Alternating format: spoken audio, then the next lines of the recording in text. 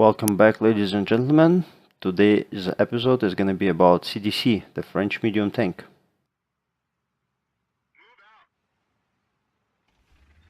So here we go, standard battle on Sand River. I'm playing my CDC, going into a regular position in the middle of the map so I can light everybody going on the 9 line and also spot the middle tanks that are going in the middle. Quick review of the CDC would be the same gun that is on FCM 50T with a little bit better stats in terms of reload and aim time and stabilization possibly, but it's highly negated by the speed of this tank, so most of the time your reticle is half of the screen. And in terms of armor, it's paper thin. Any HE deals full damage to you, so do not at all times rely on this armor at all. So pretty much any tank, any light tank, 2 tanks below you will be able to pen you with no problem. So consider that everything that flies your way penetrates you. So what do I like to do on the Sand River in this kind of matchup, in any kind of matchup actually? So if I'm low tier, I'm top tier, doesn't matter. I go to this spot here.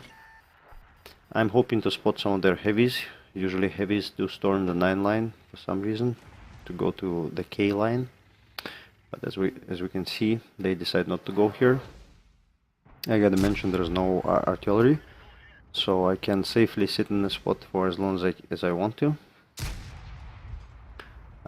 Putting a blind shot there, just trying to see if I can hit anybody. Let's go into first person view.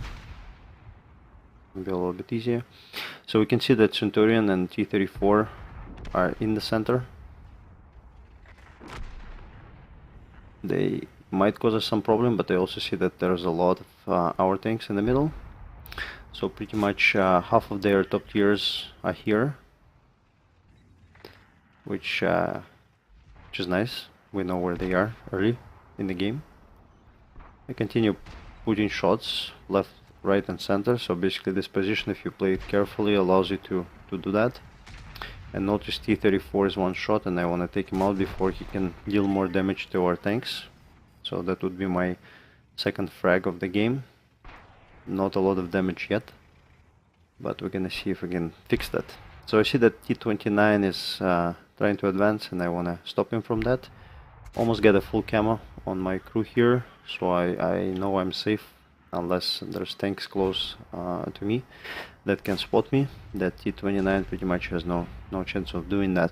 And their scout I see is God knows where in the hills doing God knows what. So if you're a scout, you should be somewhere in the middle trying to provide assistance to you, your team, and the scout is not doing that.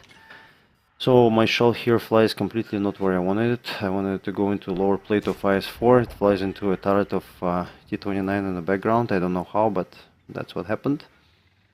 In terms of positioning, all our team is in the middle. That's kind of not good because they can flank us from both sides. We see that the hills, the A5, 6, 7 line already fell through, so that can pose us some challenge. But I'm not too worried at this point. I just want to get rid of as many tanks as possible. I see that there's a lot of one-shots. I know I can probably pen the T-29 turret from this kind of distance and this kind of position, so I decided to make the Bulldog a one-shot as well. So now we have a lot of tanks that are one-shots. I was still lit. It was my mistake, but it is what it is. I put a shot back into IS-6. So at least something I was able to exchange. It's not in my favor, but it is what it is, you know. Also, I don't think right now, looking at the damage that T-29 did to me, that he does have a top tier gun. Maybe he does, maybe he doesn't, maybe just a low roll. And this is what I find with this tank a lot of times. So your shells are flying anywhere but where you want them to go. So any kind of snapshot in this tank, consider it close to impossible. I'm never able to pull it off. So and because at the speed that this thing gets, you do get a lot of dispersion. This tank is not quite enjoyable to me, at least to me. I know that a lot of people love this tank. I don't like it that much, I'll be honest with you. I do play it to train my crews, also it does make decent amount of credits, but all things considered, I cannot think of any reason why would you buy this tank instead of buying the FCM 50T. In my opinion, that tank and the Yak Tiger 88 are still the best tanks to farm credits, just due to the fact that they never see tier 10s, and this tank does. So I get lucky here. I was trashing all the accuracy and stabilization of this tank, and in return I get shots like this. From time to time you will be able to pull it off, but it's not reliable. So when it's not reliable, you kind of know that you know, you have to stop and aim each time. I see that VK is coming around us, and he's surrounded by me and SU 100Y. I want to deal with that flank first before I can deal with the other tanks on the other flank. I do notice Rudy trying to advance, and he's one shot, so I couldn't help but stop and get him out of this game. Anyway, so like I said, I'm trying to gang up on the VK because he's full health and he's a heavy tank, and probably SU would be dead if I leave that tank destroyer by itself. So I'm gonna try and help him and clear up A line so we can turn and don't have anybody attacking us from the back.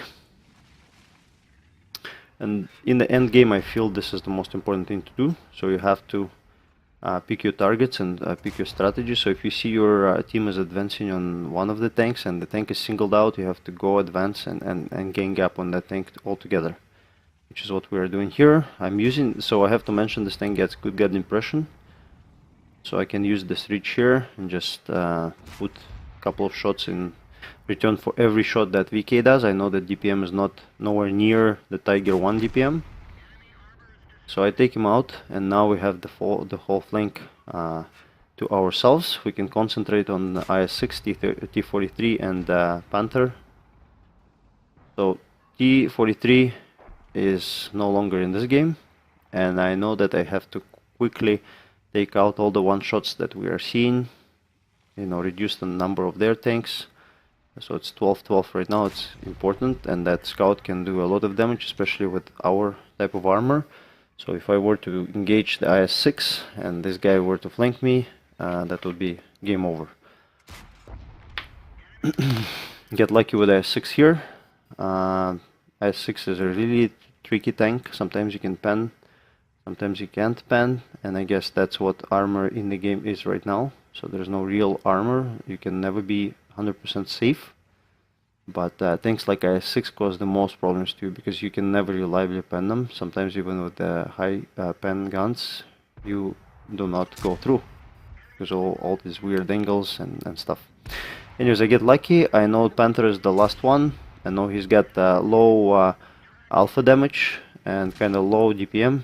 To be honest with you, I have no clue why anybody would play this tank or buy this tank on top of it. I know they have it on sale right now. I strongly suggest you never buy this tank. And that's my 9th frag in this game. Let's quickly move on to see some after game results. So mastery patch, 100,000 clean profit, 3900 damage and 9 frags. As you can see, I keep updating my maximum experience received, so 2300 of experience. I hope you liked this video. I enjoyed playing this battle for you, so please consider giving me a like down below and subscribe.